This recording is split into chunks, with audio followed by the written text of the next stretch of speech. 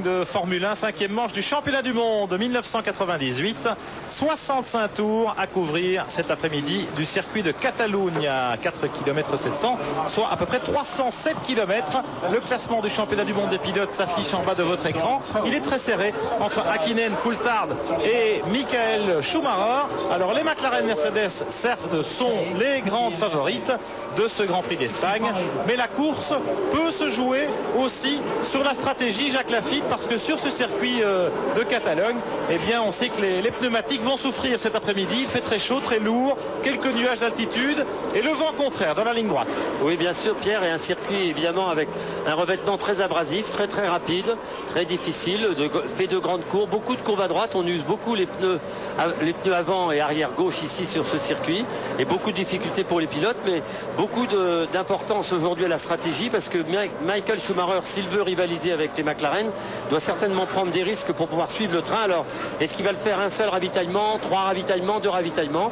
C'est impossible de le dire maintenant, Pierre, mais en tout cas, on va avoir une stratégie très différente de Ferrari aujourd'hui. L'an passé, on se souvient ici à Barcelone, Jacques, que les pneumatiques avaient souffert et que certaines voitures s'étaient arrêtées 3 voire même 4 fois. C'était le cas des McLaren. Les McLaren, Ferrari s'était aussi arrêté 3 fois. Olivier Panis et Bridgestone 2 fois. On se souvient que le vainqueur était Jacques Villeneuve, suivi d'Olivier Panis et de Jean Alesi. Michael Schumacher, espérons que c'est un podium 100% francophone l'an passé. Absolument. Et en tout cas, une course passionnante l'année dernière, et je crois qu'on va vivre cet après-midi une très belle course qui fait très chaud. Les voitures, Jacques, pardon, oui. Pedro Diniz, il va pas vivre une belle course, il n'a pas démarré sur la grille là. Malheureux Pedro Diniz, qui s'était bien qualifié en 15e position devant son équipier Mika Salo, et qui malheureusement a calé au départ. Est-ce qu'il va pouvoir repartir? Espérons que oui. Pour l'instant, les mécaniciens poussent sa voiture en marche arrière, alors que les autres concurrents, les 20 autres voitures, sont en train de boucler le tour de formation, et Diniz est dégagé vers les stands, malheureusement. Il partira, Pierre, des stands, et s'il peut partir. Il faut signaler aussi que Ricardo Rosset ne s'est pas qualifié, pour un 10e, il n'a pas été pris c'est pour ça que vous n'avez que 21 voitures sur la grille de départ. Regardez ici cette magnifique vue de la voiture du poleman, c'est-à-dire Mika Häkkinen, qui a surclassé tous ses adversaires pendant ces 3 jours, et qui est le grandissime favori de cette course. Mais attention au départ, Jacques, parce que là on a bien vu, il est en train de zigzaguer pour faire monter les gommes en température.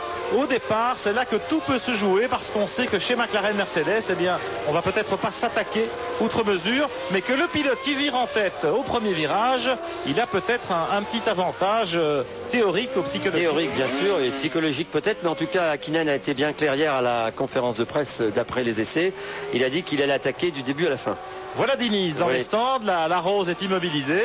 Elle n'a pas encore démarré, Pierre. Les deux Brésiliens, Pedro Diniz arrêté au stand, Ricardo Rosset pas qualifié.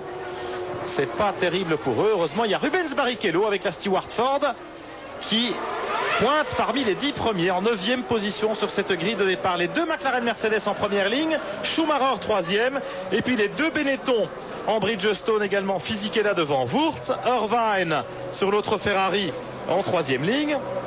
4e ligne pour Herbert sur la Sauber et Demonil avec la Jordan Honda.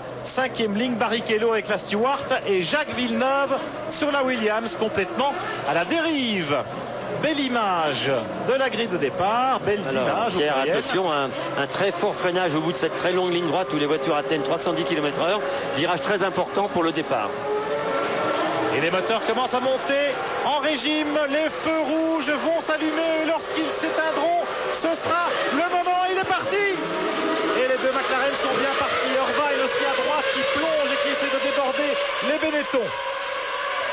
Häkkinen devant Coulthard. Rien de spécial pour les 2 premiers. Mais ensuite, c'est Wurz. Non, c'est Fisichella.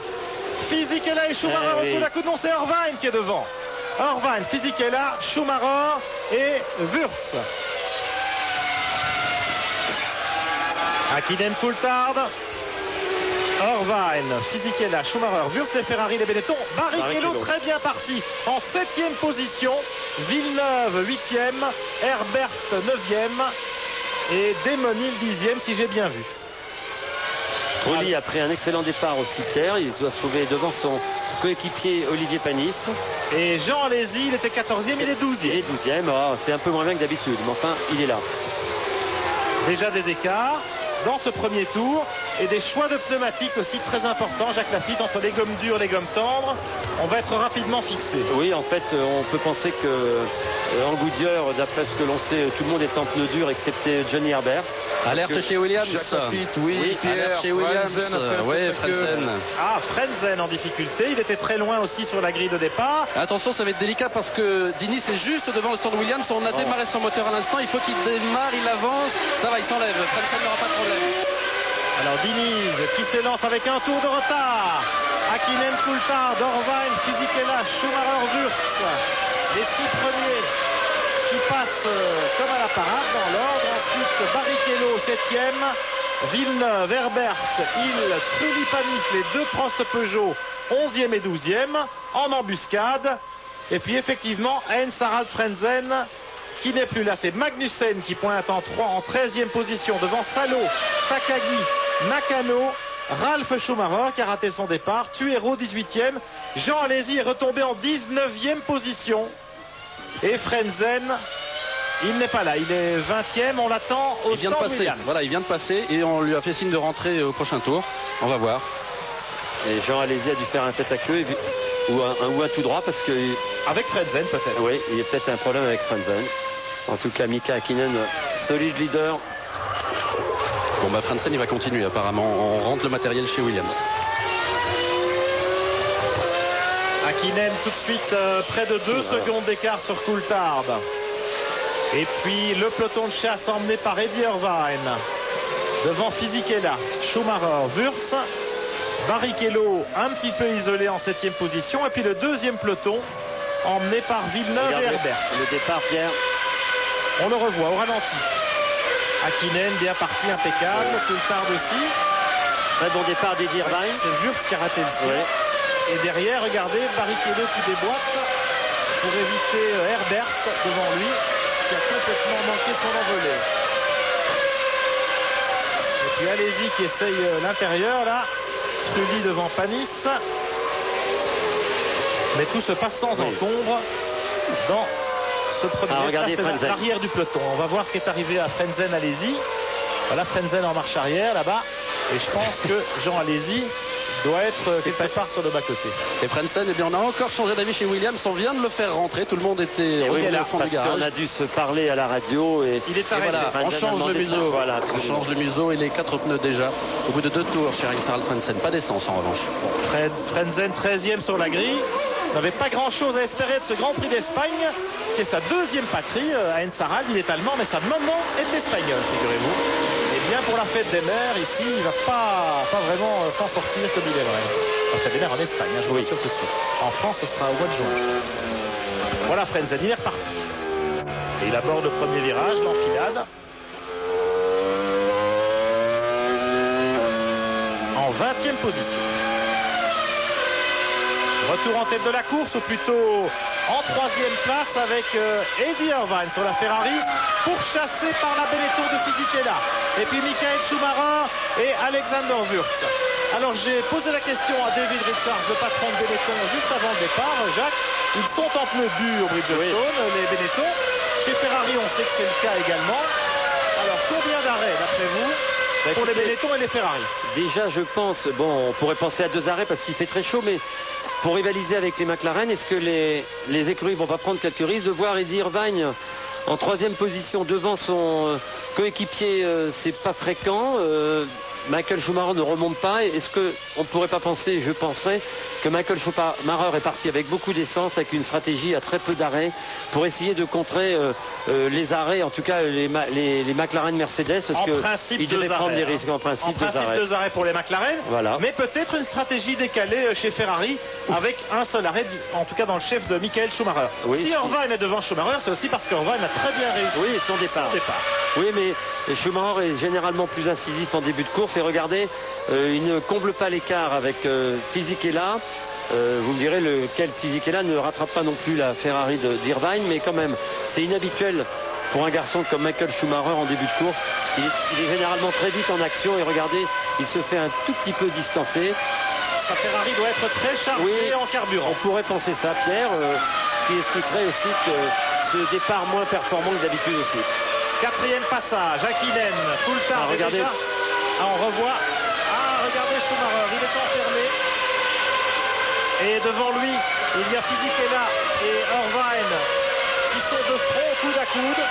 Tout ça depuis la caméra embarquée dans la baie. Vous voyez, il a essayé de passer là, Michael, mais voilà. Oui, il a dû lever le pied. Oui, Fisichella ne s'est pas laissé faire. En attendant, confortable avance. 4 tours couverts, 4 secondes et 8 dixièmes d'écart entre Hakkinen et Coulthard, c'est énorme. Irvine troisième, pointe à 8 secondes devant Fisichella, Schumacher, Wurz, Barrichello 7e, Villeneuve, Herbert, Demonil 10e, Panis 11e devant Trulli et Jean Alesi 19e après la petite collision avec Frentzen malheureusement. Voilà pour ce début de course.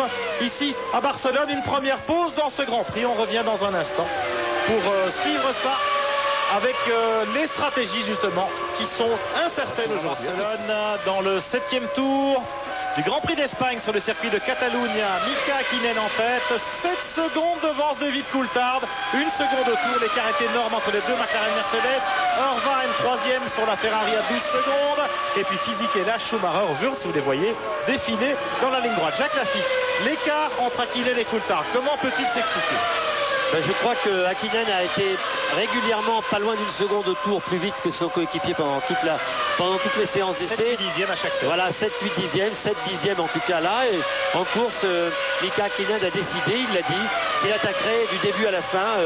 Il veut prouver à Coulthard et à son team que c'est lui le leader de l'équipe et que c'est lui qui doit gagner les Grands Prix si on veut être champion du monde chez McLaren Mercedes. On y est dans la McLaren. Ouais, c'est beau, regardez cette belle image. Superbe image, caméra embarquée avec un grand angle sur le sommet de l'arceau de la McLaren de Mika Hakkinen, le leader. Sur ce circuit avec des longues courbes, Jacques. Oui, qui sont enfin pas très embêtantes, mais qui posent beaucoup de problèmes aux pneumatiques parce que regardez, on est en appui très long dans toutes ces courbes à droite. Regardez encore une courbe là qui va se passer, voilà, celle-là n'est pas très longue. On va arriver maintenant la courbe la plus rapide du circuit qui commande la ligne droite des stands, 220 km/h. Voilà les stands. À fond 6e, on est parti jusqu'à un peu plus de 300 km/h là en bas. 308, 310 km/h. C'est la plus longue ligne droite du championnat. Plus d'1 kilomètre. Une chicane négociée en seconde. Troisième. Cette image est magnifique. Quatrième, une longue courbe à droite. Et on revient dans le peloton de chasse avec Johnny Herbert sur la Sauber, actuellement 9e. Juste derrière lui, il y a son compatriote et néanmoins ennemi Demonil. Et puis Olivier Panis là-bas. C'est Villeneuve qui emmène ce groupe sur la Williams. Il est 8e. Herbert 9e. Hill 10e. Panis 11e. Jacques Villeneuve, le champion du monde en titre.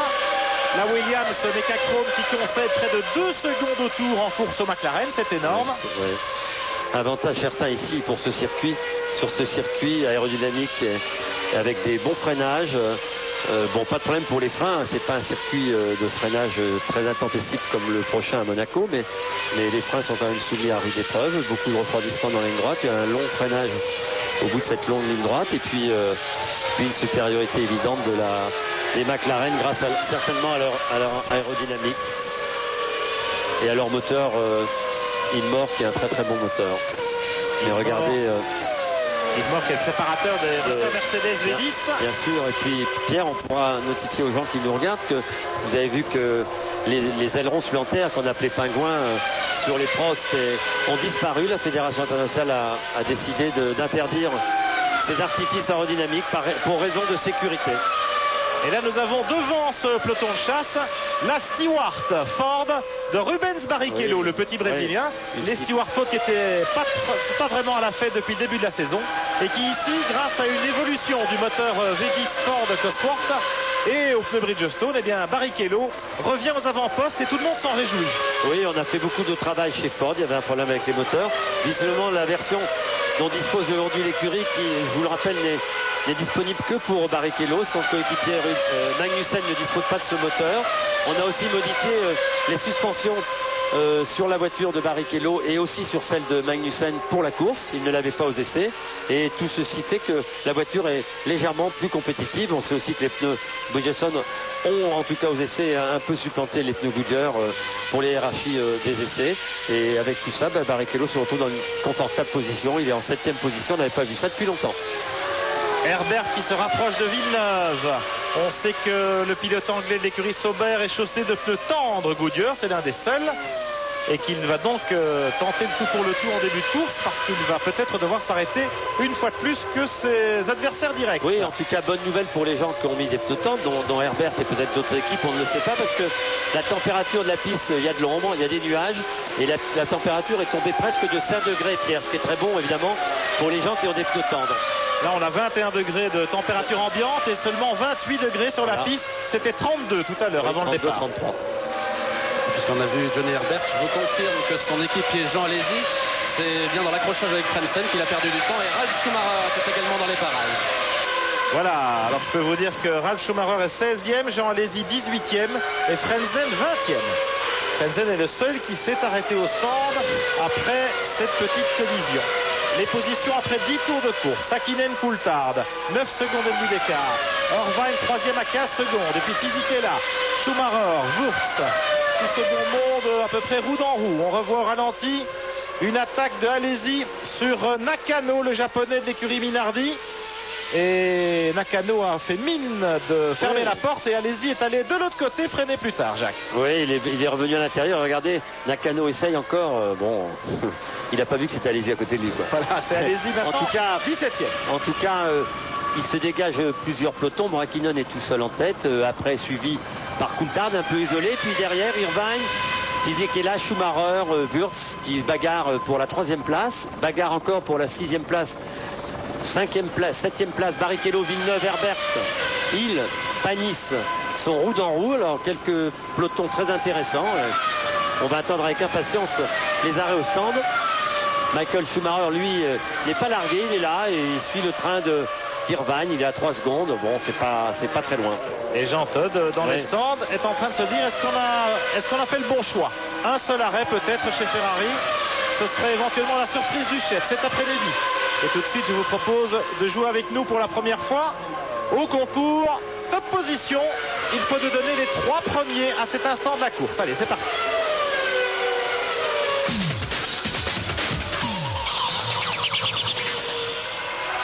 Des stages de pilotage à gagner en tapant sur votre Minitel le 3615 code TF1. Les abandons après 11 tours de course, eh bien, il n'y en a pas. Vous l'avez vu. Tout le monde est encore là. Pedro Diniz, qui est parti avec un tour de retard. Il est là et bien là, 21e et dernier. Alors Pierre, pour répondre à votre question sur Ferrari, eh bien il apparaît, je dis bien, il apparaît que Michael Schumacher, avec la même monte de pneumatique qu'Irvine, est parti avec beaucoup plus d'essence. Ce qui expliquerait cela. Voilà, donc on met ses œufs dans différents paniers. Chez Ferrari, c'est pas mal joué. Irvine va sans doute s'arrêter 2 fois et Schumacher, mon petit doigt me dit que ce serait peut-être un seul arrêt. Voilà, alors il va être intéressant, Pierre, de voir aussi la réaction de McLaren Mercedes. Vous savez que dans les stands on s'épie, on voit un peu les temps autour, on commence à deviner la stratégie de l'adversaire. Est-ce que McLaren n'aurait pas pu aussi choisir de mettre pas mal d'essence dans les voitures et puis suivant la stratégie de Ferrari, suivant où en sont les voitures, de décider d'un seul ou de 2 arrêts? Écoutez, les McLaren Mercedes sont tellement supérieurs à leurs rivales sur ce circuit de Catalogne. 11 secondes d'écart entre Hakkinen et Coulthard. Et Michael Schumacher, il est déjà à plus de 20 secondes après 12 tours de course. Je pense qu'ils vont pouvoir ravitailler à l'aise. Oui, mais je veux dire, est-ce qu'ils vont prendre le risque de s'arrêter? Il y a toujours un risque de s'arrêter au stand, de caler le moteur, de perdre beaucoup de temps. Donc, est-ce que c'est nécessaire? Ça va dépendre, je vous le dis, de la quantité d'essence emmenée par les voitures. On le saura un peu plus tard. Eddie Irvine en 3e position sur l'autre Ferrari. Eddie Irvine qui effectue une très brillante saison. Il est plus proche de son leader, de son chef de file Schumacher en qualification. Et en course, ma foi, il est régulièrement aux avant-postes. On l'a déjà vu 2 fois sur le podium. Absolument, Pierre. Mais c'est vrai qu'ici, il n'est pas très loin de Coulthard, vous savez. Oui, absolument, mais la stratégie pour toutes les équipes, elle est pas difficile. Ils ont énormément tourné. Vous savez que Barcelone est le circuit d'essai favori de toutes les équipes de Formule 1. On a énormément tourné encore la semaine dernière et que la stratégie a dû être élaborée déjà suivant la température. Il faisait chaud aussi la semaine dernière et les équipes savent à peu près où elles en sont avec leur pneumatique et la consommation d'essence des voitures. Donc la stratégie doit être bien rodée partout, mais on aura peut-être des surprises. Alors Vine. En tout cas, Mika Hakkinen, lui caracole, il tourne en 1.25.4, alors que Coulthard, Irvine, Fisichella, Schumacher sont en 1.26, Wurz aussi, et que les pelotons après, Barrichello, Villeneuve, Herbert, Hill, Panis sont tous en 1.27. 12 secondes d'écart entre Hakkinen et Coulthard, c'est énorme. On peut se poser la question là aussi, peut-être que Coulthard a embarqué davantage d'essence ou qu'il essaierait de se décaler par rapport à son équipier. Non. Ou alors c'est vraiment Hakkinen qui est absolument intouchable sur cette piste. Oui, moi je crois que c'est Hakkinen, parce que je vois pas l'intérêt de Coulthard de partir avec une stratégie différente puisqu'ils sont largement en tête. On pensait qu'il n'y aurait pas trop de problème pour les McLaren. Alors est-ce qu'on a eu peur d'une réaction de Schumacher et de Ferrari? C'est possible, mais comment expliquer, Jacques, que les styles de pilotage soient à ce point différents entre Hakkinen et Coulthard et que sur certains circuits, les deux derniers circuits visités, par exemple à Buenos Aires et à Imola, Coulthard a dominé son équipier Hakkinen très nettement à Imola, et ici, eh bien, c'est l'inverse. Peut-être que la voiture d'Hakkinen n'était pas parfaitement, la mise au point n'était pas parfaite pour ces circuits, mais on peut penser aussi que Mika Hakkinen étant leader du championnat du monde, il a un peu levé le pied pour voir ce qui allait se passer, marquer des points, assurer son titre par rapport à son coéquipier, et que là, se voyant repris, il faut rappeler que Coulthard est à 3 points et Schumacher à 6, et que il veut prouver qu'il est le maître à bord et dans son équipe et sur la piste par rapport à Ferrari, et il est en train de le faire. Moi je crois que c'est surtout ça pour moi la motivation première de Mika Hakkinen. Et puis c'est vrai que Mika est un excellent pilote et qu'il y a certains circuits qui conviennent mieux à des pilotes qu'à d'autres, et c'est peut-être le cas en tout cas en ce moment pour Mika Hakkinen. Très en confiance Hakkinen en tout cas sur cette piste du circuit de Catalunya ici à Montmelo. David Coulthard n'a pas vu le jour du week-end, si je puis me permettre l'expression. Oui, vous avez vu la Ferrari là, on sait que les Ferrari utilisent les échappements, on ne le voit pas très bien à l'image, vous voyez, on l'a vu un peu, partent pas en dessous des pontons, mais au-dessus de la carrosserie à l'arrière, juste devant l'aileron. Un petit mot pour vous dire que Jean Alesi poursuit sa remontée, regardez, il rejoint maintenant Takagi et Ralf Schumacher dans le peloton. Jean Alesi qui est parti quasiment bon dernier après le tête à queue de Frentzen et la petite sortie de piste. Il a une voiture très souvireuse, Jean, il n'est pas très content, il est en pneu dur, mais ici à Barcelone, un circuit qui a souvent réussi. La course n'est pas finie. La course n'est pas finie. Et il remonte. Alors donc les Ferrari utilisent pour la première fois ce système d'échappement au-dessus de la carrosserie. On s'était demandé si ça allait pas perturber l'aileron arrière. Visiblement, Michael Schumacher a réalisé son meilleur temps hier aux essais qualificatifs en mettant beaucoup plus d'appui sur sa voiture, ce qui tendrait... On pourrait penser que ça retire un peu d'appui à la voiture, mais Michael Schumacher trouve cette voiture beaucoup plus agréable à conduire. Elle le surprend moins dans les courbes, et c'est pour ça qu'on a adopté chez Ferrari cette nouvelle sortie d'échappement. Nouvelle configuration, effectivement, avec des échappements qui sortent depuis les pontons latéraux en hauteur et non plus à l'arrière, ce qui dégage un peu les extracteurs. La Ferrari qui a donc un comportement plus sain désormais. Et on suit la bagarre avec Takagi sur la Tyrrell, Ralf Schumacher et la Jordan Honda, et Jean Alesi sur la Sauber. Schumacher et Alesi ont tous les deux été surpris par la sortie de Frentzen tout à l'heure. Ils ont perdu quelques plumes. Ils sont en train de remonter de conserve dans le peloton. Ralf Schumacher sur la Jordan Honda et Jean Alesi avec cette Sauber Petronas. Oh là, il rentre au stand, Jean, je ne l'ai pas vu passer. Non. Il reste 50 tours de course. Takagi 15e, Ralf Schumacher 16e, Alesi 17e. C'est amusant parce que c'est rare qu'on voit oui, c'est plutôt intéressant. Si loin dans le peloton, c'est bien. C'est intéressant de voir Takagi, en tout cas là, avec la Tyrrell, tenir tête à Ralf Schumacher et à Jean Alesi, qui est des voitures a priori plus performantes. Regardez, on essaye de doubler, mais c'est pas facile. La Tyrrell qui n'est pas à la fête ici. Oui. La non-qualification de Ricardo Rosset est là pour en témoigner. Et Takagi, le jeune japonais, qui découvre les tracés, les circuits européens, continue de confirmer tout le bien que l'on pense de lui. C'est le protégé de Honda. Et on parle déjà de lui pour rouler chez Honda l'année prochaine, peut-être avec l'écurie Jordan. Et puis avec la nouvelle écurie alignée par le constructeur japonais qui a annoncé qu'il allait revenir en F1 avec un châssis et un moteur 100% Honda. Ça s'active devant. Oui, pardon. Oui, non, je fais appel à votre mémoire. Je crois qu'on peut même dire que Takagi est probablement le meilleur pilote japonais qu'on ait jamais vu. Même mieux que Nakajima. Mieux que Nakajima, peut-être même que Suzuki et Katayama. Takagi, en tout cas, est un véritable espoir. En tout cas, ça s'active devant Pierre. Les temps, la température de la piste, en tout cas, les voitures vont plus vite. Ça se rapproche. Hakkinen n'a pas levé le pied, mais il est un peu moins rapide qu'il ne l'était en début de course. Et derrière, Irvine commence à attaquer. Il est en 25-8, Coulthard en 25-9. On reprend un peu de chance. Schumacher est revenu dans les roues de physique. Et là, il a 1 seconde 6. Il se rapproche. Rien n'est terminé. Il est attaqué pendant 15 tours, Hakkinen, et là il semble un petit peu lever le pied, contrôler. En tout cas, l'écart s'est stabilisé avec Coulthard à 13 secondes. Irvine pointe à 19 secondes. Irvine qui a un peu fait le trou par rapport à Fisichella et à Michael Schumacher. Et puis Alexander Wurz sur l'autre Benetton, 6e à 4 secondes de Michael Schumacher. Donc les écarts se creusent. Barrichello, 7e, est à 39 secondes du leader.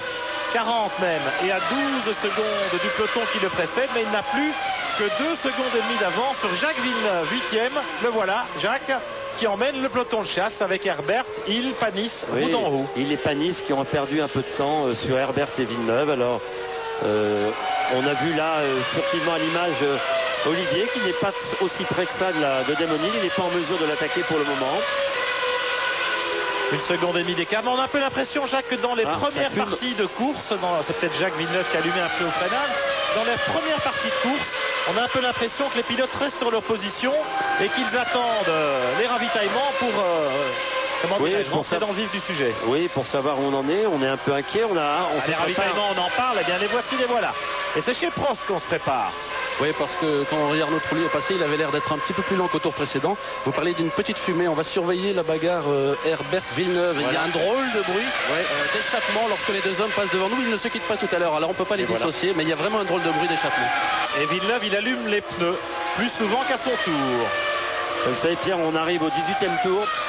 On est au tiers de la course à peu près. C'est maintenant qu'on va commencer à ravitailler. Alors, on commence à avoir de grosses usures sur les pneumatiques. Et il va être il y a des rainures encore sur les pneus, on les voit bien. Il va être intéressant de voir dans les tours qui suivent ce qui va se passer. On en saura un peu plus, en tout cas sur la stratégie de toutes les écuries. Alors, Jacques Villeneuve avec la Williams en 8e position, Jacques. Alors que sa voiture porte le numéro 1, il est champion du monde. L'an passé, ici à Barcelone, il avait dominé le Grand Prix, s'était baladé. Voilà Panis qui rentre. Premier ravitaillement dans ce Grand Prix, c'est Olivier Panis avec la Prost Peugeot. On est peut-être parti pour 2 arrêts. 2 arrêts, on fera 2 arrêts chez Prost.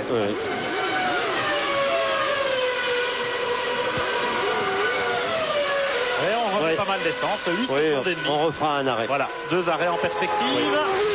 Et Olivier, espérons que ça marche. Il est temps de tendre. Oui, il y a pas de grosse différence chez Bridgestone entre les gommes dures et les gommes tendres. On l'a arrêté un peu avant, Pierre, parce que il bloquait derrière Damon Hill, il ne revenait pas, alors c'était plus prudent de l'arrêter. Un peu le coup. Voilà. Revenons à Villeneuve, Jacques Lafitte et à cette Williams qui s'était baladé l'an passé à pareille époque, un petit peu à l'image de la McLaren que nous voyons ici, celle de Mika Hakkinen. Villeneuve avait dominé le Grand Prix. Et puis, il avait quand même. Vous savez, on sait que chez Williams, Mecachrome, on a perdu l'ingénieur miracle, Newey, qui est maintenant chez McLaren Mercedes, qui est là à l'image. On sait aussi que Renault s'est arrêté à la Formule 1, que Mecachrome a repris le flambeau. Donc il faut s'adapter à ses nouvelles équipes, à un nouveau travail. Et on sait aussi que Villeneuve est arrivé dans une équipe qui était parfaitement rodée, avec un règlement qui était déjà ancien. On connaissait parfaitement tous les paramètres. Il était plus facile pour un jeune pilote comme Jacques Villeneuve d'arriver dans une écurie parfaitement confirmée. Maintenant, Jacques Villeneuve doit faire ses preuves de la mise au point des voitures. Il avait moins de problèmes l'année dernière, il en a un peu plus cette année.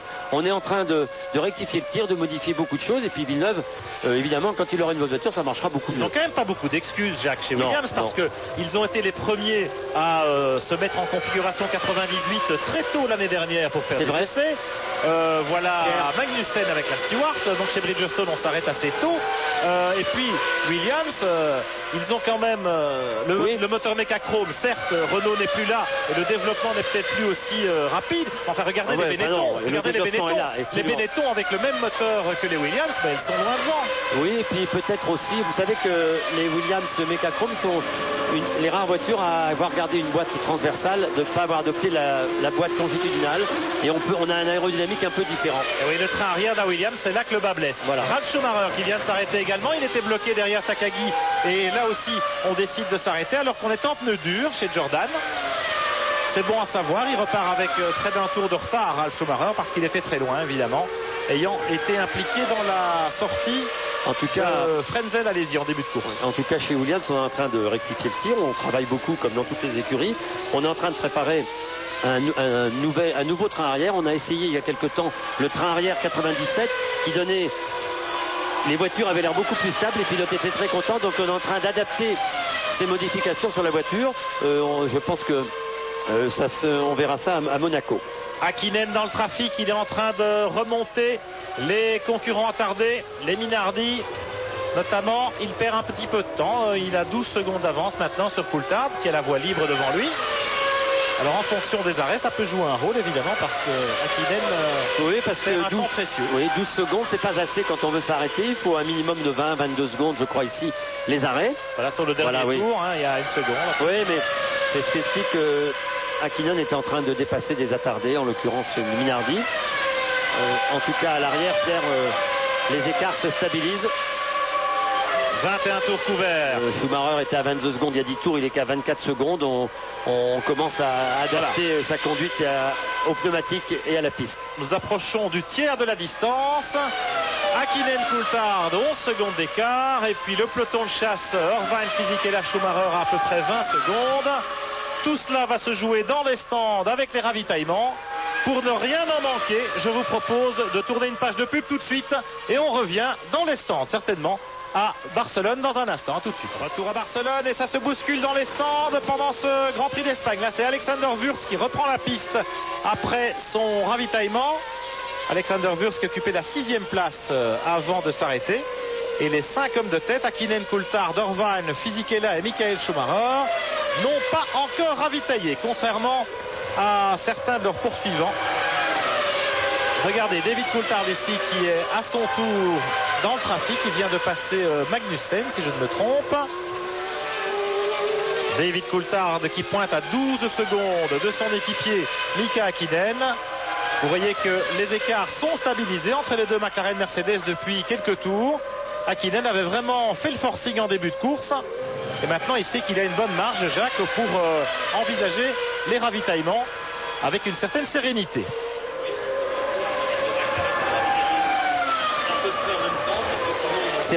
Voilà, Jacques. Oui, ça veut dire que les deux McLaren, Pierre, vont ravitailler en même temps, au même moment, qu'il n'y a pas de stratégie différente, parce que sinon, je crois qu'Hakkinen aurait encore accéléré.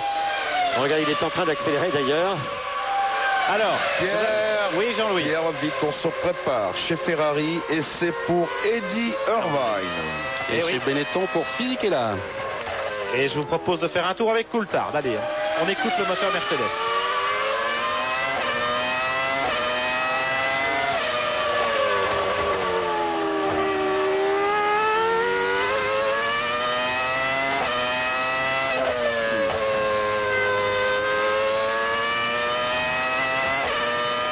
C'est beau, une caméra un peu différente, mais c'est magnifique. Ouais, c'est beau.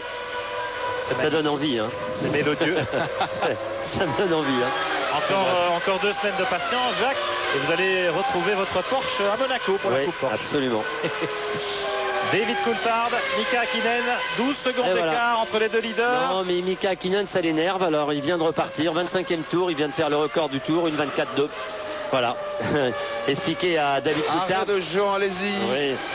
Jean Alesi qui était 13e. Et Jarno Trulli également qui s'arrête chez Prost. On a eu juste le temps d'enlever les anciennes roues de Trulli pour laisser passer Alesi qui repart. 6 secondes d'arrêt pour Alesi. Ils sont vraiment forts chez Sauber cette année. Et voilà Irvine qui était en 3e position. Des roues impeccables, pas usées du tout. Le 9 quand même, le plein est fait. Et oui, 9 secondes et 8 dixièmes pour Irvine. Et Fisichella est là aussi et il repart derrière Eddie Irvine. 1 seconde de moins dans les stands pour Fisichella, mais Irvine conserve l'avantage sur la Benetton. Il est où Fisichella? Le voilà, il sort à son tour. Alors ces deux-là vont s'arrêter 2 fois, c'est une certitude. Il reste 40 tours de course. Mais pour les McLaren et pour Michael Schumacher... Oui, on en a parlé en début de course, Pierre. Michael Schumacher Ferrari, on a pensé que les McLaren feraient 2 arrêts. On s'est dit on va en faire un. Et vous voyez, le calcul n'était pas mauvais, il est à 30 secondes. Ouais. Et chez McLaren... Non, il n'y a pas d'activité. On vient de sortir à l'instant, ça y est. Oui, on va à comme un diable de savoir. Et voilà, Mika Häkkinen. La trappe d'essence est ouverte à quelques mètres seulement de son stand de ravitaillement pour Mika Häkkinen. Très calme, les mécaniciens, ils savent qu'ils ont un peu de temps. Tout va bien, le plein est fait et il repart. Il repart et il s'arrêtera encore une fois parce qu'on a remis un peu d'essence, mais pas assez pour aller au bout. C'est ce qui va faire les affaires de Schumacher et d'Irvine si on s'arrête 2 fois et que Schumacher ne s'arrêterait qu'une seule fois. En tout cas, c'est la stratégie décalée tentée par Ferrari. Et c'est le suspense dans ce Grand Prix. Je crois que comme d'habitude, à l'habitude, Jean Todt chez Ferrari va... Et non, Ça y est, ça part. Je vous dément, non, Ouais. on se prépare pour Michael Schumacher. Mais vous savez, Jean-Louis, on est presque à mi-course. 26 tours, 65. Si on met pas mal d'essence, on peut peut-être aller au bout. On va avoir l'usure des pneumatiques et décider de la stratégie. Tout dépend de l'usure des pneus. Et je pense qu'en arrêtant Eddie Irvine d'abord chez Ferrari, on s'est aperçu que les techniciens de Goodyear ont dû regarder où en étaient les pneumatiques. Et en fonction de ça... Je peux vous dire, ils étaient pratiquement comme neufs. Les bandes de roulement, les rainures, tout ça, c'était nickel chrome. Exactement pareil pour Häkkinen. Et puis vous avez pu observer, on parle souvent de l'espionnette aiguë en Formule 1. On attend le tout dernier moment dans les top teams maintenant pour sortir. On ressort là pour accueillir Coulthard. On ne montre rien à l'adversaire de ses intentions. Ron Dennis à l'image qui vient de donner ses instructions. Les mécaniciens McLaren qui se préparent à accueillir David Coulthard. Il faut se dépêcher parce qu'il vient de s'arrêter, Mika Häkkinen, donc il ne faut pas faire d'erreur. Coulthard est en tête. Et c'est Ron Dennis lui-même qui va tenir la flèche de la Rostand pour Coulthard. On attend Coulthard, le leader. Le voici. Leader très éphémère, évidemment. Le voilà. Alors j'ai calculé 17 secondes exactement entre le moment où les mécanos sont sortis et le moment où Coulthard est rentré. Vous voyez qu'on fait vraiment ça au tout dernier moment. Un peu moins d'essence peut-être. Allez, c'est reparti. 5 dixièmes de plus. Et voilà Schumacher. Alors, grosse poussière de frein. Les pneus un peu plus usés que ceux de Irvine. De l'essence. Mais c'est un ravitaillement assez court. Oui, je pense que Schumacher s'arrêtera 2 fois également. Sans doute une question d'usure des pneumatiques. Le voilà qui repart. Schumacher juste devant Irvine. Si je ne me trompe pas. Oui, c'est ça, Pierre. Et il a bien réussi son coup, en tout cas en restant en piste un petit peu plus longtemps. Parce qu'il va repartir devant Irvine et Fisichella, Schumacher. Villeneuve. 9 secondes 4 chez Williams. On n'est toujours pas les champions du monde des ravitaillements. Et Jacques, il va peut-être perdre une place ou 2 parce qu'il y avait Herbert derrière lui. Bien sûr. Et il y avait Olivier Panis qui s'est arrêté très tôt. Alors après cette valse, cette cascade de ravitaillement, on va faire le point. Pierre, attentivement. Pour le moment, toutes les voitures ont ravitaillé, voilà. C'est très simple, ça y est, tout le monde s'est arrêté une fois. Le seul qui a rendu visite à son stand à 2 reprises, c'est Frenzen, mais il était rentré au stand au premier tour pour changer le capot avant de sa Williams. Après une excursion hors piste, on attend le prochain passage pour faire le point. Voilà Häkkinen qui coupe la ligne pour la 28e fois. Nous ne sommes pas encore à mi-course. Mika Häkkinen qui a le Grand Prix bien en main, mais souvenez-vous de Imola il y a 2 semaines et de cet incident mécanique. La fiabilité des McLaren Mercedes n'est pas non plus garantie à 100%. Alors David Coulthard était à 12 secondes environ de Häkkinen avant le ravitaillement. Là il pointe à 14 secondes. Michael Schumacher a pris la 3e place avec la Ferrari. C'est bien joué. Il est à 28 secondes d'Häkkinen. Regardez Irvine et Fisichella au coude à coude. Ça se touche, voilà. Et c'est l'élimination. Oui, mais vraiment. Et après les ravitaillements, c'était tout juste. Il était reparti juste devant et Fisichella n'a pas l'air content. Bah oui, mais franchement, on va revoir l'image, Pierre, mais je crois que les 2 pilotes sont responsables de ce qui vient d'arriver. On vient de repartir des stands. La course, encore, on n'est pas à mi-course. Il y a du temps et voilà, ça va faire les affaires. J'aimerais bien revoir le truc, mais je crois que on n'était pas en position de dépasser pour Fisichella. Vous avez parlé de cette longue ligne droite, ouais. Jacques. Alors effectivement, c'est tentant. Bravo, vous voyez, Irvine qui dit il est en bravo train de à féliciter Fisichella. C'est rare, mais je crois que très sincèrement, le pilote Ferrari n'est... Bon, c'est dur de donner les responsabilités. On se trouve ridicule quand on est dans cette position, que ce soit pour Fisichella ou pour Irvine. Mais c'est vrai que c'est un peu dommage. Les voitures étaient performantes. Fisichella faisait une belle course et il s'engueule. Et voilà. Ils étaient en bagarre pour la 4e place. Voilà. Regardez, c'est toujours intéressant. Et il n'est pas content non plus, Fisichella. Alors regardons la tête que fait, oui. Irvine lui s'en fout, il se gratte la tête. C'est pas grave, regardez, on va pas revoir. Voilà. Si, bien sûr qu'on va le revoir. Il repart des stands. Déjà, là on revoit Schumacher qui part juste devant Fisichella, Irvine. Et Irvine prend l'avantage. Non, regardez, il fait en travers, il a freiné trop tard. Mais attendez, c'est pas là qu'il se touche. C'est là, c'est maintenant. Non, ça c'est une autre fois. C'est le tour d'après. Ouais, exactement. Voilà, le tour d'après. Le tour suivant, Schumacher est devant. Et Fisichella essaye de déboîter. Irvine ferme la porte. Ouais, voilà. Et il essaye de freiner, de faire l'extérieur à l'entrée de la grande courbe. Mais Irvine est toujours là. Et ça passe pas. Et oui, évidemment, la position d'Irvine était plus confortable que celle de Fisichella. Mais Fisichella, très énervé par la situation, il s'est fait bouchonner en fait par Irvine. Et il s'est dit, je vais te passer à l'extérieur. Il est jeune, talentueux. Regardez, on le voit, il est en colère parce que il n'a pas accepté qu'on est au milieu de la course, on pouvait se laisser dépasser et essayer de le repasser après. Bon, une voiture de moins pour Ferrari. Ouais, en tout cas une voiture de moins pour Ferrari et pour Benetton, et c'est dommage pour les deux pilotes, mais bon, je crois que il est difficile de donner des torts, mais le geste d'Eddie Irvine n'était pas très beau. Bouchonner à 25 tours, à 30 tours de l'arrivée, c'est pas une chose qu'il faut faire en Formule 1. Un peu bouillant, Fisichella, et puis Irvine. Oui, et puis il faut savoir, Pierre, qu'il est très difficile de dépasser à l'extérieur dans une courbe à droite. C'est une position très inconfortable pour le pilote qui est à l'extérieur. Il suffit que Irvine reste à l'intérieur, et ce qui a été le cas là, mais bon, ça ira mieux demain pour les deux pilotes. En tout cas, ça fait les affaires des poursuivants. Wurz se retrouve en 4e position. Oui. Il se bagarrait pour la 4e place, Irvine et Fisichella. Et qui étaient donc les 3 premiers? Eh bien, c'est ce qu'on vous demande tout de suite pour jouer avec nous. Top position.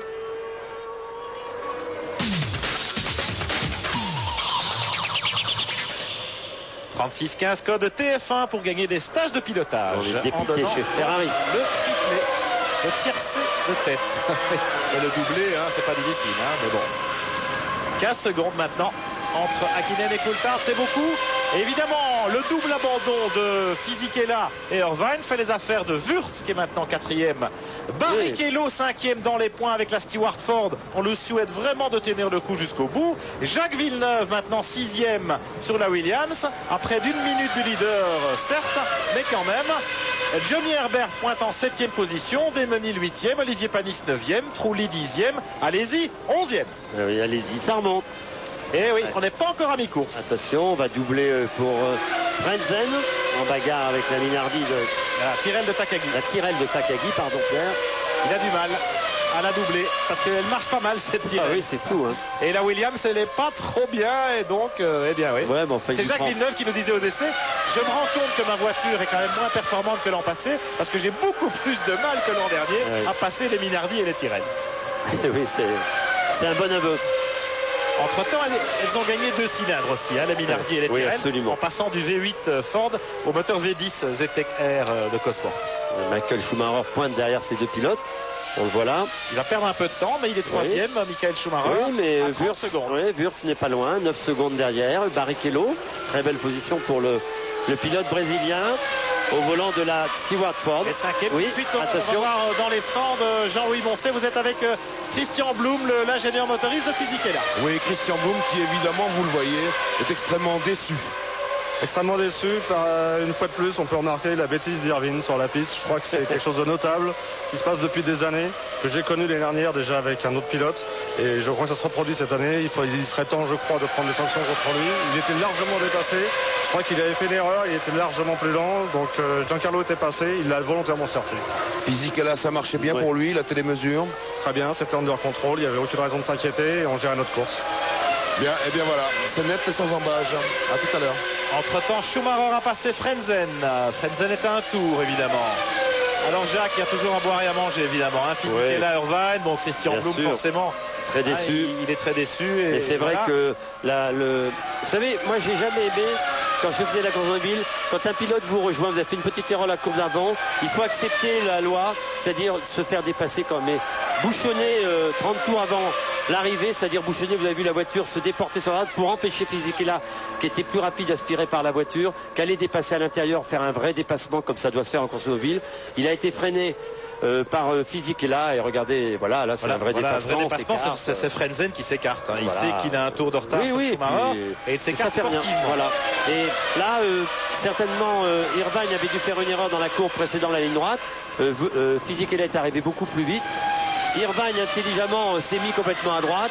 C'est une position qu'on devrait, en principe, les commissaires devraient faire une petite réflexion à Irvine en lui disant attendez, c'est pas la fin de la course, bouchonner à 30 tours de l'arrivée, ça se fait pas. Souvenez-vous, l'an passé, Irvine, il avait été arrêté, pénalisé, parce que il avait bouchonné de façon outrancière dans ce Grand Prix d'Espagne, ici même à Barcelone. Alors vous savez, c'est pas parce qu'on fait une erreur avant, dans la courbe précédant la ligne droite, que l'on doit la faire payer au pilote qui vous suit.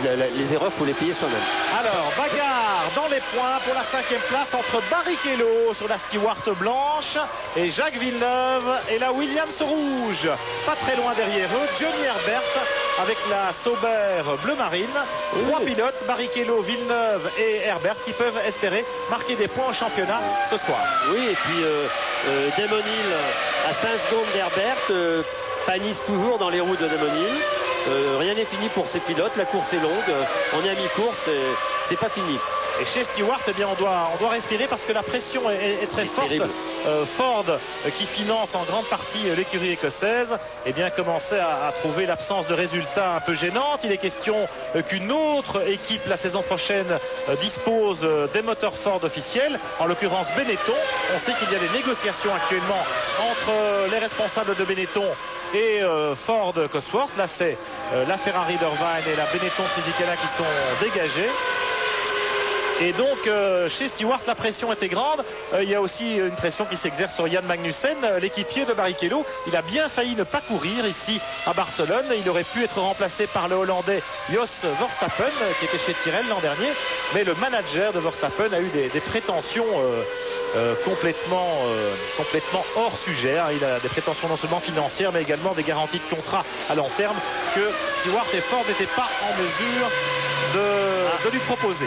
Retour au stand de Jarno Trulli sur la Prost Peugeot. Deuxième arrêt de l'Italien déjà. Non, il devait y avoir certainement un problème pour Trulli qui s'est arrêté à peine 12 secondes d'arrêt.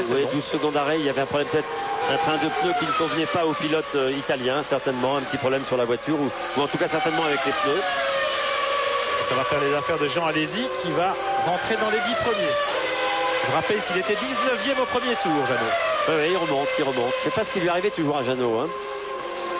Mais avec Frentzen, hein, c'est ce que Marc nous a dit tout à l'heure. On l'a pas vu. On revient sur Barrichello, Villeneuve et Herbert. Oui, Herbert est là. Hein. Barrichello, dont la Stewart Ford est chaussée de Bridgestone. Ensuite, nous avons Jacques Villeneuve sur la Williams Mecachrome en pneu Goodyear à gomme dure. Johnny Herbert, lui, dispose d'une Sauber Petronas en gomme tendre Goodyear. Et puis voilà Damon Hill sur la Jordan Honda et Olivier Panis sur la Prost Peugeot. Ils sont pas loin. Et la bataille pour marquer des points ce soir, il y a du monde qui prétend marquer des points. Pour Stewart, ce serait inespéré de marquer 1 ou 2 points parce qu'il n'y a jamais que 5 écuries qui sont classées au classement des championnats des constructeurs actuellement. On a remarqué aussi que Alexander Wurz occupe sa 4e place favorite. Tous les grands prix depuis le début de la saison. Allez-y dans les stands. Oui, allez-y, Jacques, allez-y dans les stands. Allez-y, deuxième arrêt. Avec des pneus durs, Jean, c'était peut-être pas le bon choix aujourd'hui, effectivement, parce que la chaleur n'est pas au rendez-vous. Et Johnny Herbert, son équipier, a choisi des pneus tendres. Et oui, Pierre, très souvent en course automobile, on pense être mieux avec des pneus tendres et on s'aperçoit que si la température de la piste n'est pas adéquate, et ben les pneus tendres fonctionnent beaucoup moins bien que des pneus plus durs, et c'est souvent aussi l'inverse. Aujourd'hui, les pneus durs ne doivent pas prendre à cette température et Et Jean, malheureusement, vous savez que la réglementation fait que quand vous avez choisi les pneus durs, vous les avez pour toutes les courses. Hein, on ne peut pas changer. Et il avait prévu un seul arrêt, Jean-Lévis, mais il nous l'a dit. Et il va en faire 3.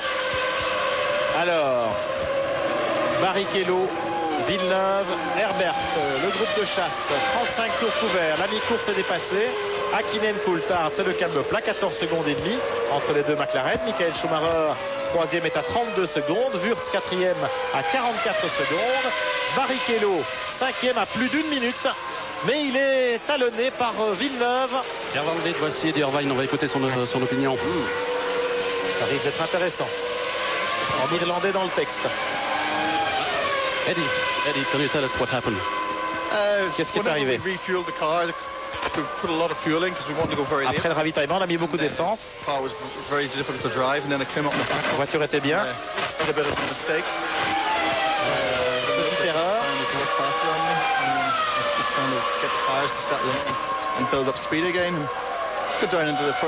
J'ai repris de la vitesse au premier virage.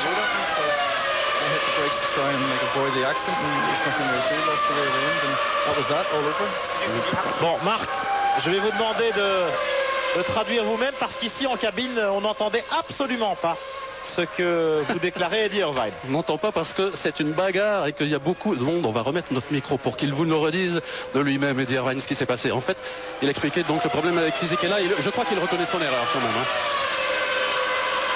Moi, franchement, on n'a pas compris.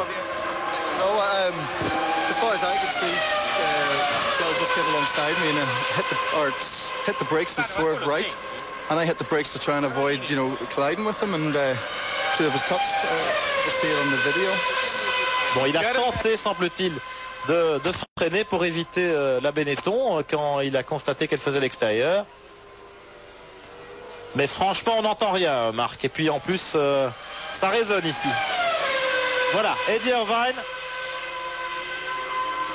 qui essaye de s'expliquer. Mais il n'a pas l'air. Voilà, il n'est pas tout à fait droit dans ses bottes. Hein. Non, hein, il n'a pas l'air confortable, Eddie Irvine. Un petit point de règlement pour vous dire et compléter ce que vous disiez tout à l'heure, Jacques et Pierre, c'est qu'il ne pourra pas quitter le circuit, il sera naturellement convoqué à la direction de course. C'est la règle. Oui, absolument. Les commissaires sportifs peuvent en effet entendre les pilotes après la course. Et les pilotes doivent rester à la disposition de la direction de course jusqu'à 1 heure après l'arrivée. Bon, est-ce que ça va mieux maintenant, Pierre? Est-ce qu'on m'entend? Oui. Bon, en fait, c'est qu'il y a beaucoup de monde et que les ondes se chevauchent un petit peu. Eddie Irvine, effectivement, il est un petit peu penaud. Et je crois qu'il reconnaît vraiment sa faute. Erreur de freinage, erreur de sa part, erreur d'appréciation. Merci Marc. Bravo. Eh bien, la bagarre continue dans le peloton. Vous voyez, Barrichello, Villeneuve, Herbert. Je vous propose de marquer une nouvelle pause dans ce Grand Prix d'Espagne. On tourne une page de pub et on revient pour vivre les deuxièmes ravitaillements des hommes de tête. À tout de suite. Barcelone dans le 40e des 65 tours de ce Grand Prix d'Espagne de Formule 1. Et la nouvelle, Jacques Lafitte, c'est que derrière les deux McLaren Mercedes absolument irrésistibles, Hakkinen et Coulthard, Michael Schumacher ici à l'image qui est en 3e position sur la Ferrari, eh bien il va devoir rentrer au stand. Il va devoir s'arrêter, il a un penalty stop and go de 10 secondes parce qu'il était sorti trop rapidement des stands, le voilà. Excès il va perdre sa 3e place. Et il est pénalisé, Michael Schumacher. Un arrêt de 10 secondes obligatoire. Regardons si Wurz repart devant lui. Le voilà. On a mis de l'eau en position de ses pneus arrière à Schumacher. On a versé un petit peu d'eau avec un verre pour qu'il puisse refroidir ses pneus.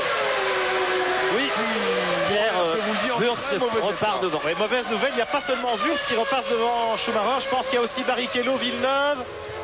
Il y a le peloton là. Non, c'était des attardés. C'était la sirène de Takagi. Ouais. Alors il va repartir 4e, Michael Schumacher. Le voilà, il repart derrière une Hakkinen. Ah oui.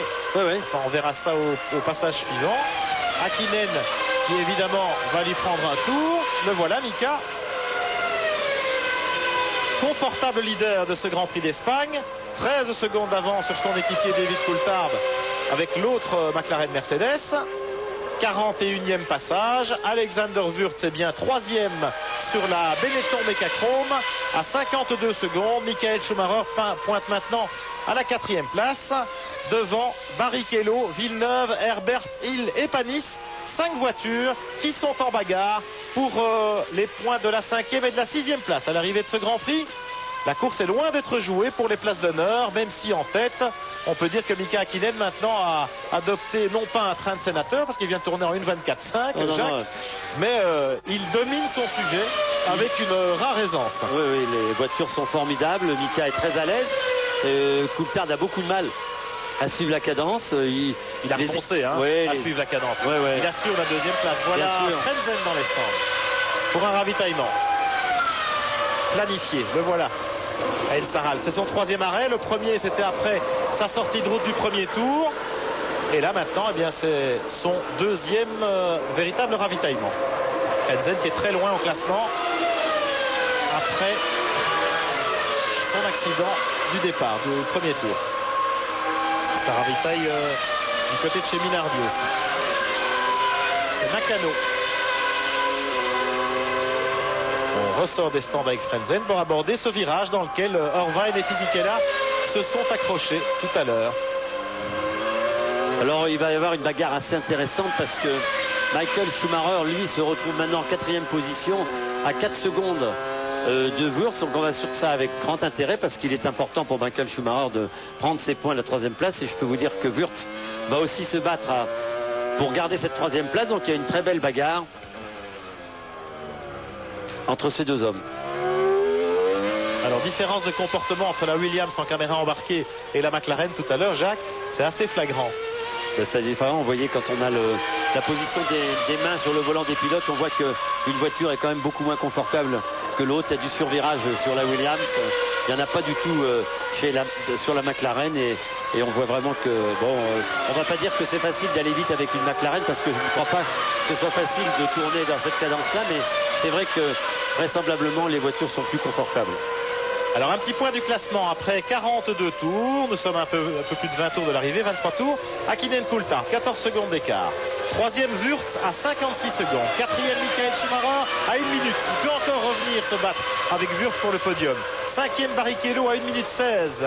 Talonné par Villeneuve. 6e Herbert. 7e Hill. 9e Panis. Et Hill n'est pas là, c'est Panis qui rentre au stand. Voilà. Oui, Panis qui venait de prendre la 8e place. Panis qui rentre au stand. Le voilà. Dernier ravitaillement.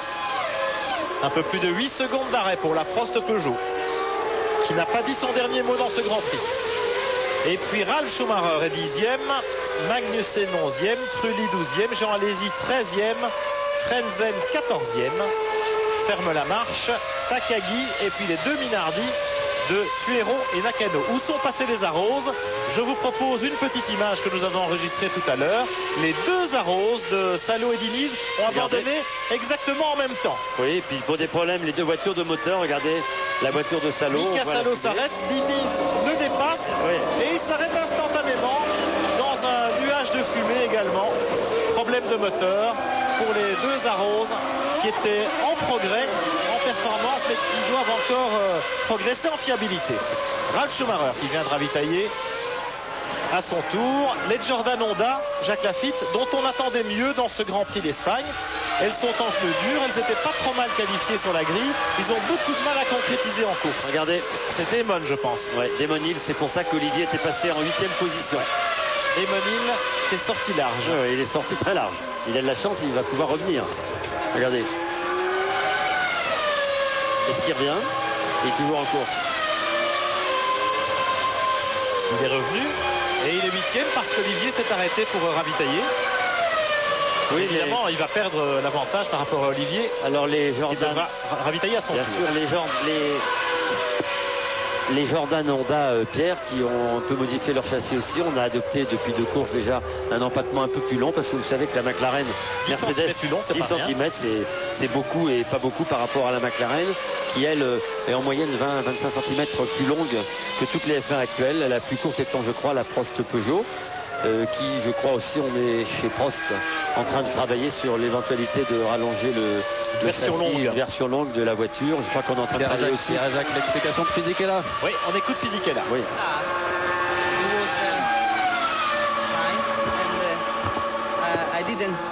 Il était derrière, moi j'ai rien fait.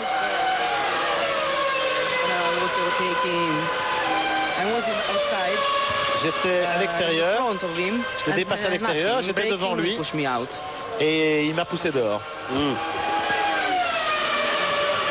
Voilà donc la version des faits de Giancarlo Fisichella, le pilote italien d'écurie Benetton. Nous sommes, attention, chez Stewart, c'est important.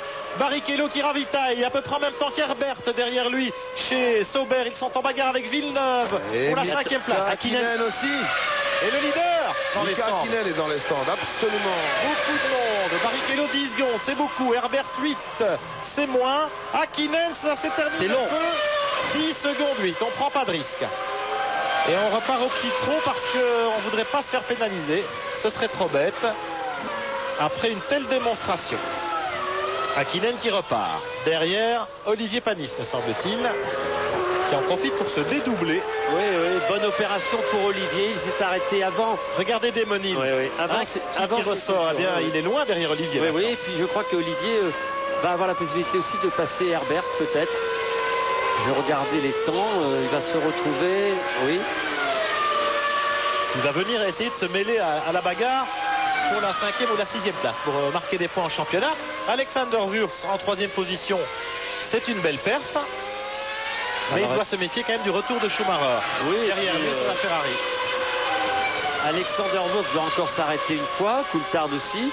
Et Michael Schumacher aussi, vraisemblablement. Un petit piège pour nos téléspectateurs, oui. Jacques. Je vous propose tout de suite de jouer top position avec nous. Ouh là là, ça va être dur.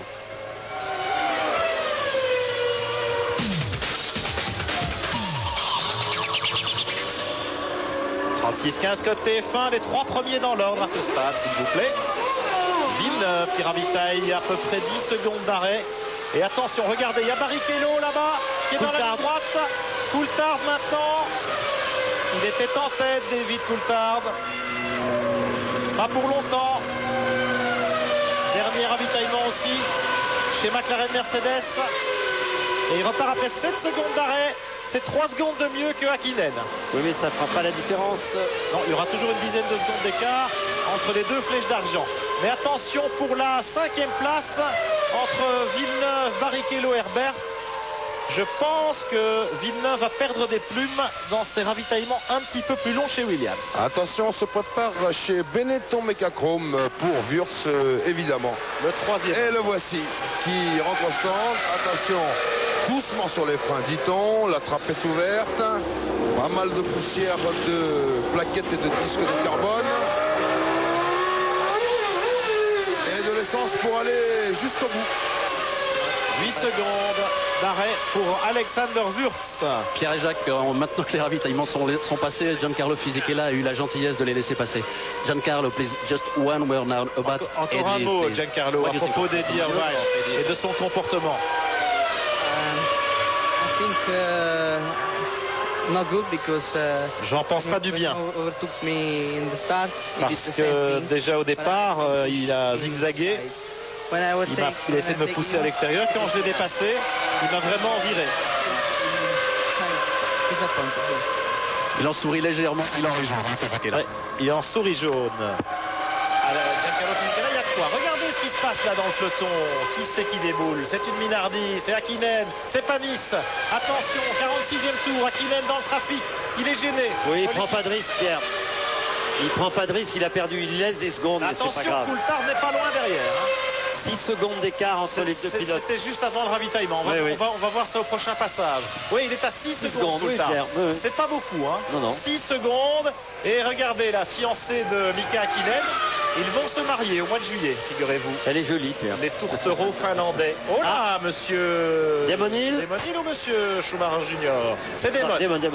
Et oui, il était sorti tout à l'heure un peu large. Peut-être qu'il a embarqué des graviers dans les pontons et que, ma foi, les radiateurs, une petite surchauffe. Voilà, regardez la fumée qui s'échappe de la boîte à air du moteur Mugen Honda. Hein, on revient. Surchauffe du moteur, voilà. On revient mettre le volant en place. Oui, absolument. Sinon, c'est 5 000 $. Oui, ça coûte cher. Et on se prépare chez Ferrari, bien sûr. Michael Schumacher maintenant. Alors, Michael Schumacher qui a 20 secondes d'avance sur Alexander Wurz. Il va être intéressant de voir la performance des mécaniciens de chez Ferrari. Toujours très bon. Parce que on va peut-être reprendre la 3e place. Garder la 3e place par rapport à Alexander Wurz, mais ça va être difficile en tout cas. Une fin de course passionnante entre ces deux pilotes pour l'acquisition de la 3e place. Une course passionnante aussi pour la 5e place. Barrichello a repris l'avantage sur Villeneuve après le ravitaillement du Canadien. Mais Barrichello, Villeneuve et Herbert sont toujours dans un mouchoir de poche. Olivier Pierre à 8 secondes de ses hommes, ça va aller vite aussi. 8e. À 7-8 secondes du peloton. Voilà Schumacher. Regardez la vitesse. Alors, regardez. 20 secondes, ça peut le faire. Il va sortir juste au moment où Wurz va débouler dans la ligne droite. Jean-Louis Moncey chez Ferrari. Oui, absolument. Et il s'arrête tout doucement même, je dirais, Michael Schumacher. La leçon a dû servir. Le ravitaillement est quand même assez court. Attention au limiteur. 7 secondes 9. Ça peut le faire. Vous allez voir ça de votre cabine. Et le voilà parti. Il est où Wurz avec la Benetton? Il est loin. Il est bloqué dans le trafic derrière Ralf Schumacher. Michael reprend la 3e place. Entre eux, eh bien, nous avons une Prost, ça doit être Trulli. Et encore une autre voiture attardée avant de trouver Ralf Schumacher et Alexander Wurz. Il a pris l'avantage, Wurz, mais il est derrière Michael Schumacher. Le podium se précise. Oui, très bon ravitaillement en tout cas pour Michael Schumacher qui de toute façon avait déjà écopé d'une pénalité qu'il avait mis en difficulté, donc il récupère son bien. Mais c'est bien joué en tout cas sur Ferrari d'avoir retardé au maximum le ravitaillement de Schumi. Oui, puis Wurz, et pendant ce temps, Wurz, il est empêtré dans le trafic. Bien vu. Les rouges. Stratégie toujours excellente chez Ferrari. Mais elles sont loin devant. Hein, les McLaren Mercedes, oui, elles sont intouchables. En revanche, il n'y a plus que 6 secondes d'écart. À 15 tours de l'arrivée entre Häkkinen et Coulthard. Alors bien sûr, Häkkinen n'a pas pris de risque dans les dépassements, on l'a vu tout à l'heure. Il a eu un ravitaillement un petit peu plus long la dernière fois, mais quand même. Oui, puis pas le risque de le voir perdre sa première place, puisque au premier virage, il était devant. Schumacher, 3e, il est à 45 secondes de Häkkinen. Regardez Frenzen ici avec Magnussen dans le il a du mal, peloton. Il a du mal, c'est ce que Villeneuve nous disait. La Williams, ça n'est plus l'arme absolue, loin de là. C'est étonnant de voir ces Williams. Regardez, ça y est. Ça y est, il y arrive. Mais vous savez, Magnussen ne dispose pas ici de l'évolution moteur chez Force India, contrairement à Barrichello. En tout cas, c'est impressionnant de voir là. Comme dans une écurie aussi performante que Williams, on peut dégringoler aussi rapidement en l'espace de 3-4 courses dans des positions auxquelles on n'attendait absolument pas la Williams. Et j'espère que chez Williams, on va travailler très fort pour revenir au plus haut niveau, parce que là, on est au plus bas. C'est une saison difficile pour eux. Regardez, Barrichello a pris l'avantage. Non seulement il a pris l'avantage sur Villeneuve, mais il creuse l'écart. Il a 2 secondes et demie d'avance. Maintenant, Barrichello en 5e position. Il a un petit peu lâché Villeneuve qui était en difficulté. Villeneuve 6e, talonné par Johnny Herbert. Herbert est là. Avec la Sauber, Herbert en pneu tendre, Villeneuve en pneu dur. Ceci explique peut-être cela. Et derrière ces deux hommes, à une petite dizaine de secondes, Olivier Panis avec la Prost Peugeot, qui aimerait bien non seulement voir le drapeau à damier, ce qui n'a pas été le cas ces 2 derniers Grands Prix, vous vous en souvenez, mais peut-être aussi grappiller un petit peu. Alors on ne sait pas en fait ce que va faire Herbert. Est-ce que Herbert va pas s'arrêter encore un tour, une fois? Je ne le pense pas, mais il ne sera arrêté que 2 fois avec ses pneus tendres, ce qui est une belle performance. Allez-y, c'est un peu fait piéger. Oh là, on a des pneus, Johnny. Ça doit être usé quand même. Et allez-y, c'est un peu fait piéger aujourd'hui. Il pensait avoir la panacée avec les pneus durs. Et c'était pas bon pour cette course. C'était pas la canicule espérée. Villeneuve. Regardez Barrichello qui a creusé l'écart. Il est 5e avec la Stewart Ford. C'est formidable pour l'écurie écossaise de se retrouver. Oui, on avait besoin de ça. Oui, ils en avaient bien besoin et on espère franchement pour eux qu'ils vont aller au bout et marquer ces 2 points très précieux au championnat des constructeurs. Villeneuve et Herbert, la bagarre fait rage pour le dernier point en jeu, celui de la 6e place. Alors que devant, eh bien, Hakkinen réagit. 8 secondes 4 maintenant entre les 2 McLaren Mercedes. Il est en train d'expliquer à Coulthard, c'est pas la peine d'essayer.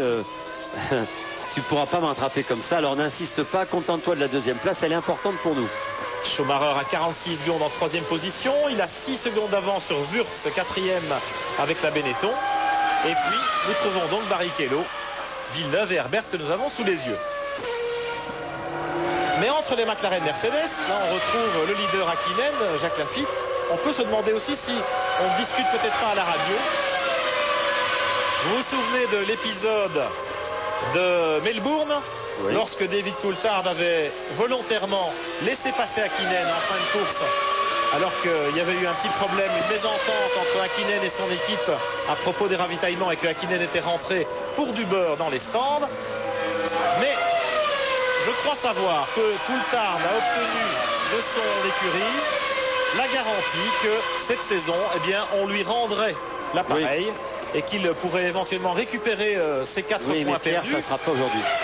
Vraisemblablement pas aujourd'hui, Jacques, mais cela ne pourra se faire que dans cette configuration de course, c'est-à-dire avec un doublé où les 2 McLaren occupent les 2 premières places sans être inquiétés.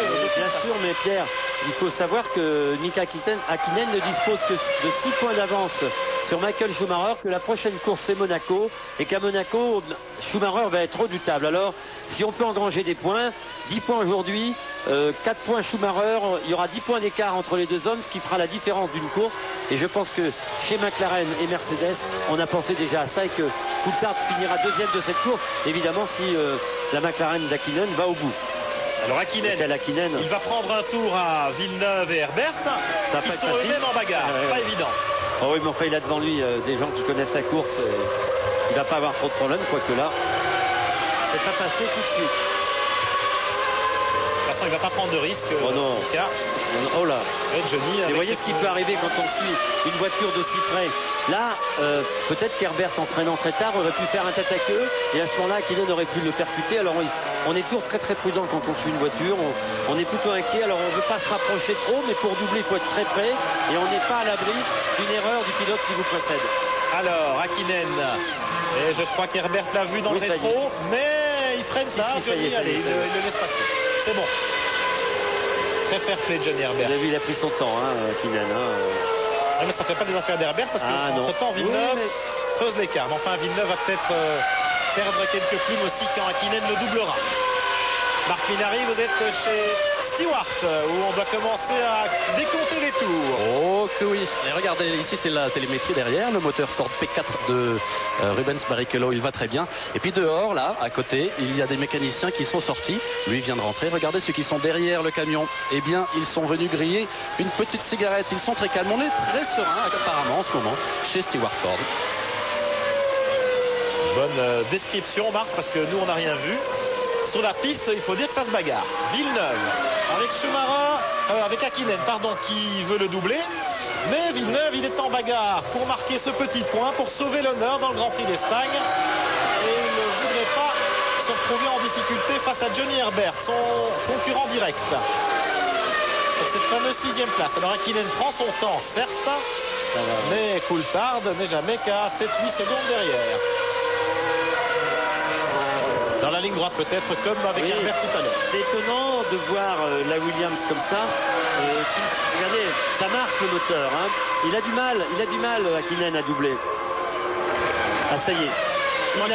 Jacques lui a fait signe. Il l'a vu. Ouais, Jacques lui a fait signe. Vous avez vu le mouvement de tête. Vous avez vu le mouvement de tête de Villeneuve. Il a donné un petit coup à droite une fois, 2 fois. Hakkinen s'en est aperçu et il l'a autorisé en fait à se faire doubler. Et regardez. Attention à Johnny Herbert qui maintenant vraiment sur les talons de Villeneuve. Oui.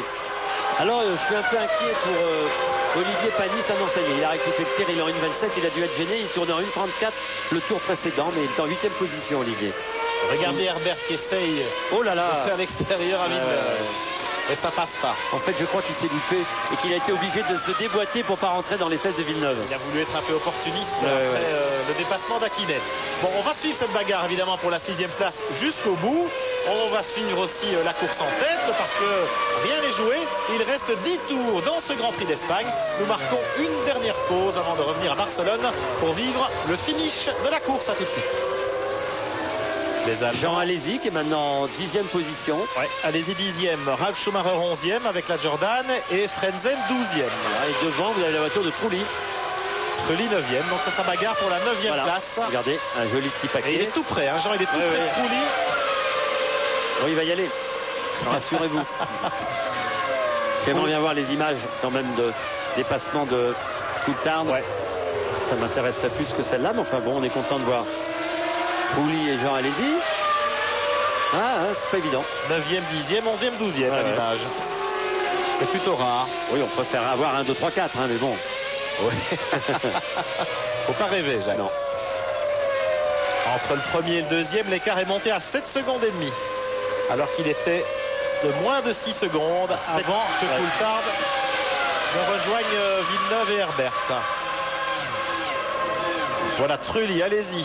Ralf Schumacher et Frentzen. Il est à la peine, Frentzen.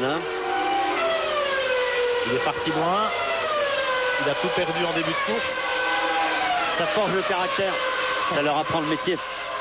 Ils sont à la position où ils ne sont pas habitués à être. Et ils voient un peu ce que c'est que voir le peloton de derrière. Ça change. 4 voitures roue dans roue. Et c'est quand même étonnant de voir je le répète, mais de voir l'écurie Williams dans cette position aussi inconfortable. Alors allez-y, examine les trajectoires de Trulli. Il cherche l'ouverture. Là, on est quand même à 5 tours de l'arrivée. Et ça va être difficile de passer. Aussi bien d'ailleurs pour Alesi sur Trulli que pour Frentzen sur Schumacher. Herbert est revenu dans les roues de Villeneuve. Il est à 0 à 6 dixièmes. Barrichello est devant à 2 secondes 9. Regardez l'écart entre Hakkinen et Coulthard. 8 secondes 9. En dépassant Villeneuve et Herbert, eh bien Coulthard a perdu beaucoup de temps. Oui, et puis ils sont en train, je crois, avoir vu tout à fait là-bas derrière, mais il ne les rattrapera pas avant l'arrivée, je pense. La voiture d'Hakkinen.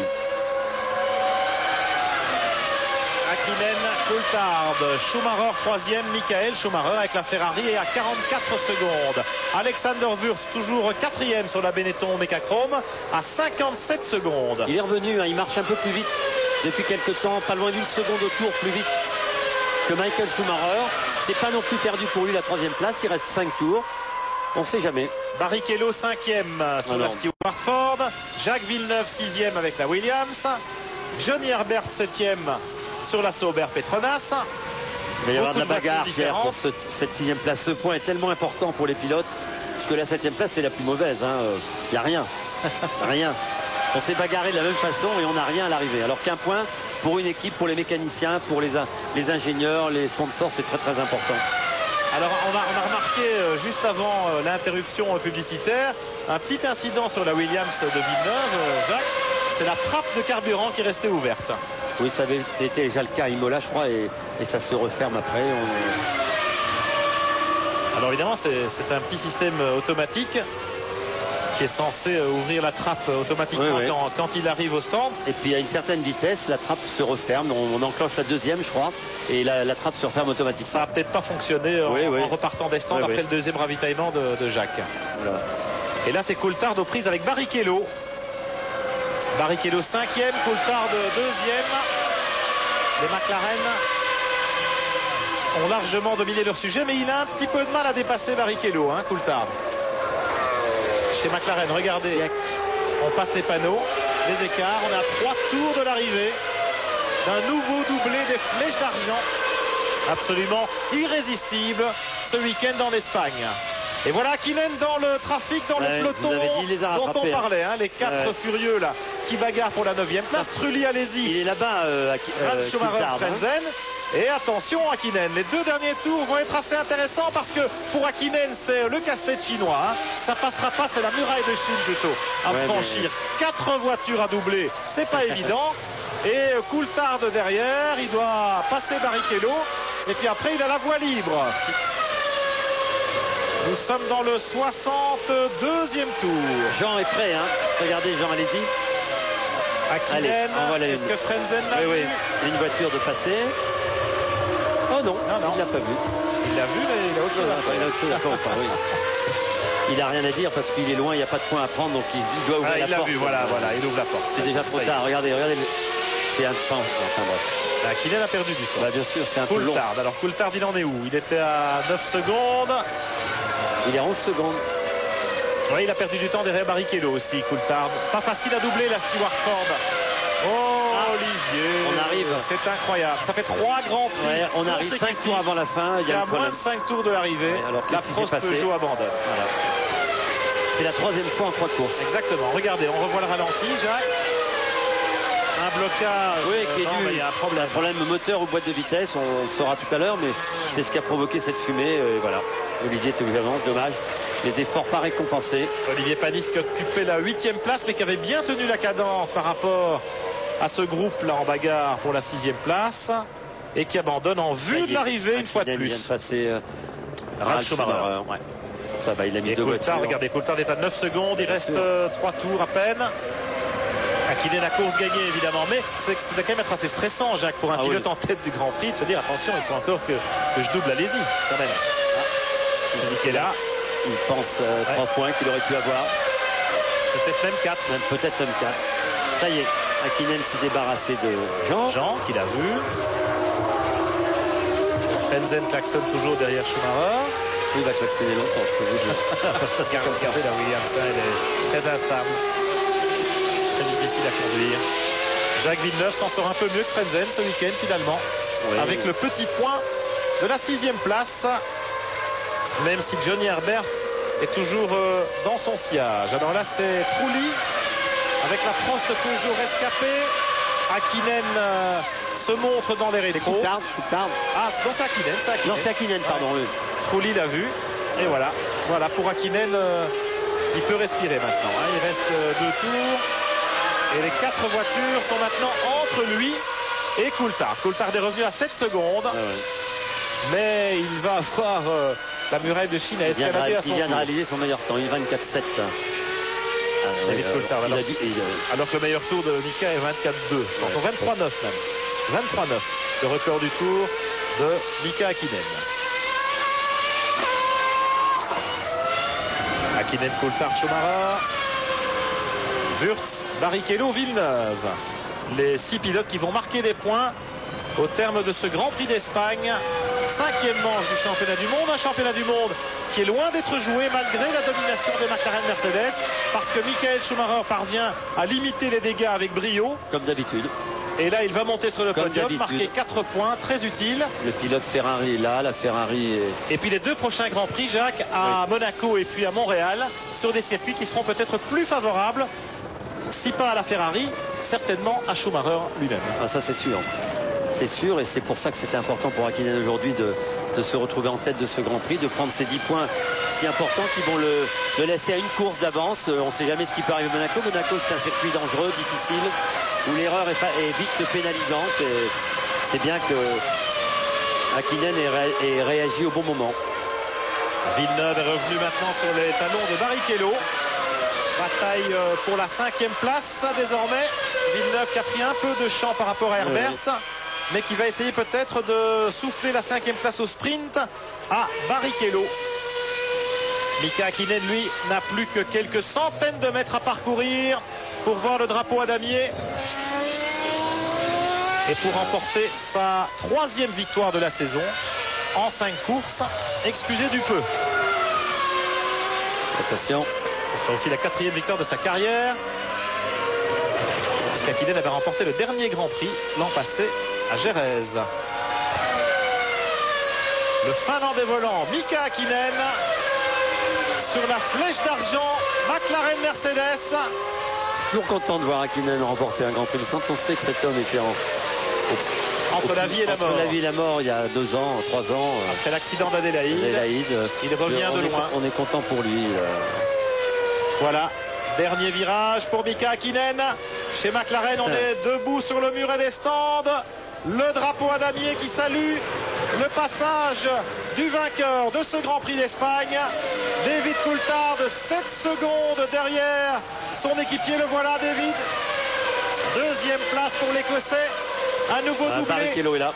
Nouveau doublé des flèches d'argent. Barrichello devant Villeneuve. 5e place pour la Stewart Ford de Rubens Barrichello.